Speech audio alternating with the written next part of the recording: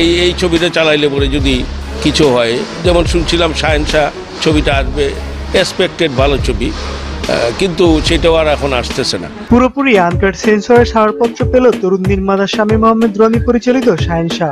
বিষয়টি নিশ্চিত করেছেন সিনেমার প্রযোজনা সংস্থা শাপলা মিডিয়া ও সেন্সরের একাধিক সদস্য।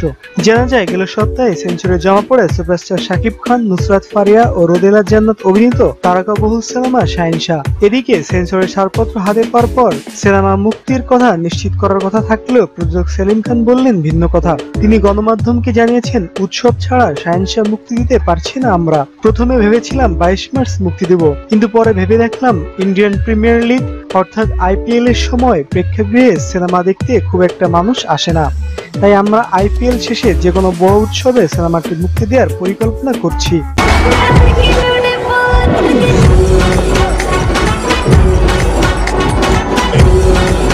সিনেমাটির মুক্তিকে সামনে রেখে এতদিনে সিনেমার একটি টিজার, একটি গান ও ফার্স্ট লুক পোস্টার ছাড়া প্রকাশ্যে আসেনি আর কিছুই। এমত অবস্থায় আমাদের সামনে আর কোনো বিকল্প পথ নাই, দুই চোখ অন্ধকার। আমাদের আশঙ্কা যে আমরা বন্ধ করে দেওয়ার আগেই না কিছু হল বন্ধ হয়ে যায়। সিনেমা হলের সংখ্যা 174-এ নামছে, ধ্বংসের বাকিটা কোথায়? আর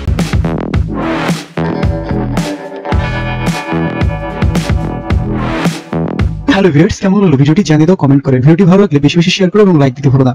আর যারা এখনো সাবস্ক্রাইব করোনি, please subscribe this channel for more videos and latest update. দেখা হবে পরবর্তী ভিডিওতে। সে পর্যন্ত ভালো থাকো, সুস্থ থাকো এবং আমাদের সঙ্গে থাকো। See you.